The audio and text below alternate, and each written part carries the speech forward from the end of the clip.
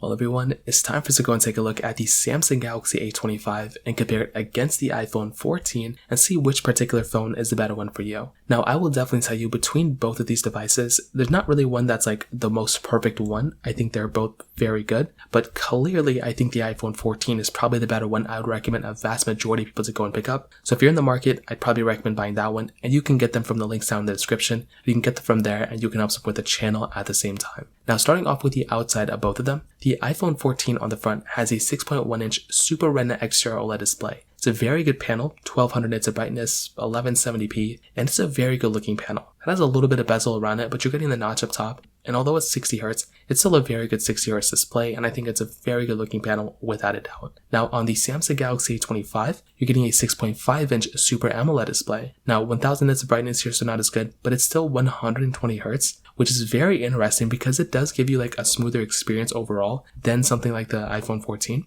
So that right there is a very interesting thing going on for that particular device. I will tell you though, between both, I would still probably prefer the iPhone 14's display just because it does look a little bit better, but I think the Galaxy A25's display is actually not that bad for how cheap this phone is. On top of that, you're getting kind of like flat sides on both, which is good, but the iPhone 14 is built better overall. You're getting, Lightning on the iPhone 14 and USB-C on the, Galaxy A25, so that's a pretty big advantage there. On the backside, you're basically getting like a plastic back on the back of the Galaxy A25, whereas on the iPhone 14, you're getting a glass back, which looks and feels very good. You're getting wireless charging on the iPhone 14, which is very, very good as well. And overall, like they're both very decent phones, I would say, for the price tags. The iPhone 14 definitely feels a lot more premium than the Galaxy A25, so that's probably one thing to keep in mind there. In terms of the cameras, you are kind of getting a wide and ultra-wide camera on both, but keep in mind that the iPhone 14's camera is going to be way better than the Galaxy A25's. So you're getting a wide and ultra-wide on the iPhone 14.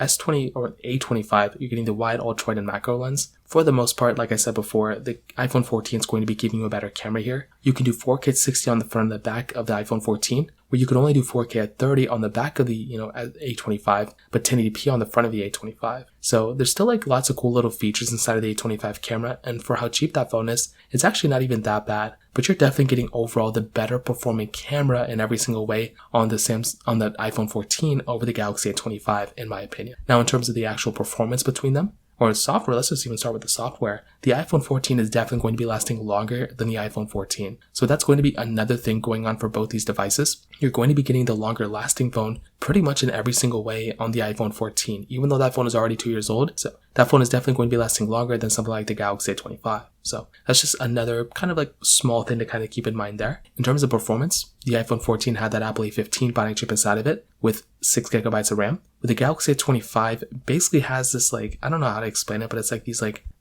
Exynos chipsets that are like very mid, and they have like 6GB of RAM on the base model, but it has go up to 8. My model has 6. And the thing I'll tell you from the performance side is that the iPhone 14 is pretty much going to be the better performing iPhone, once again, in like every single way. Those types of iPhones are very good from the performance perspective, and I love those iPhones a lot because they're just so solid from basically everything you'd ever throw at it. I think a phone like the Galaxy A25 is actually kind of like deceivingly good. It's kind of hard to explain because that phone does actually kind of give you basically like a 120Hz display. So it makes it seem like it's faster or better or smoother in some ways. But I do think for the vast majority of people, you're probably going to be getting probably a better performing device on something like the iPhone 14 over the Galaxy A25. So that right there is probably one thing to keep in mind. I will tell you though, in almost every single other way though, I think a phone like the Galaxy A25 is still actually pretty decent with that display. But if you're talking big intensive games and everything like that, the iPhone 14 by far is 1,000,000,000% the better way in almost every single way as well. So that kind of covers it up there. The only way the Galaxy A25 I think is a better phone is in like two ways.